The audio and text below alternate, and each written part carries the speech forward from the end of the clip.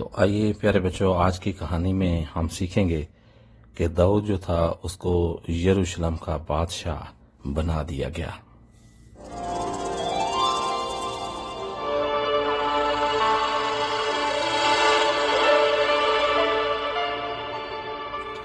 پیارے بچوں، ساؤل کی وفات کے بعد داؤد کو تمام اسرائیل کا بادشاہ جو ہے وہ بنا دیا گیا۔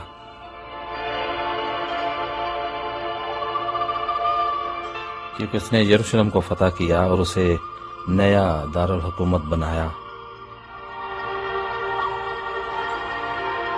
اور پھر داؤد جو تھا وہ عہد کے صندوق کو، جو حکم کی تختیاں تھیں، ان سمیت یروشلم میں لے کر آیا، کیونکہ داؤد جو تھا وہ یروشلم کو خدا کا شہر بنانا چاہتا تھا۔ پیارے بچوں، داؤد جو تھا اس نے خدا پر بھروسہ رکھا اور وہ خدا کے عہد سے وفادار رہنا چاہتا تھا۔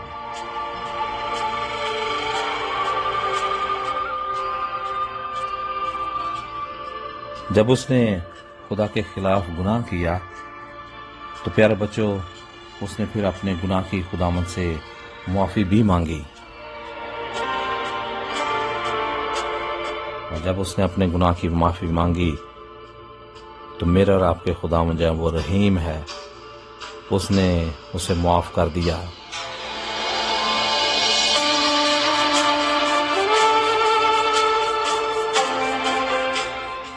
ایک دن داؤد نے ناتن کو بلایا۔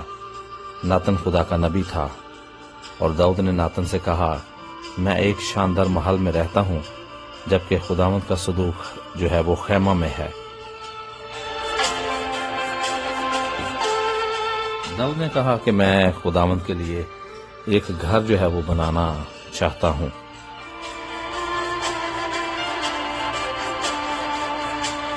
اور اگلے دن ناتن جو ہے وہ داؤد کے پاس آیا اور اس نے کہا، خدا نہیں چاہتا کہ تو اس کا گھر بنائے، اس کے برعکس کہ وہ تیرا گھر نہ بنائے گا۔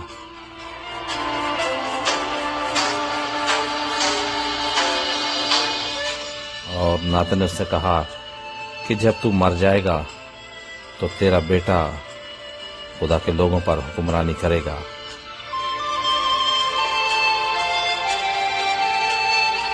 کیونکہ خدا کا یہ کلام سچا ہے، اسی لیے خدا کے لوگ مانتے ہیں کہ مسیح نجات دہندہ اور داؤد کے گھرانے سے ہوگا۔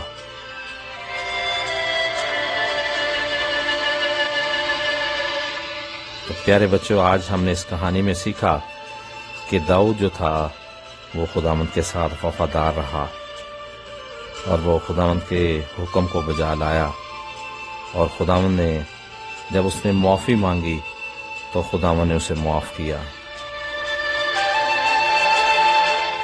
تو پیارے بچوں، آج اگر ہم کوئی غلطی گناہ کرتے ہیں تو میرے اور آپ کے خداوند جو ہیں وہ ہمیں معاف کرنے کے لیے تیار رہتے ہیں۔ کتنا شاندار ہمارا خدا ہے۔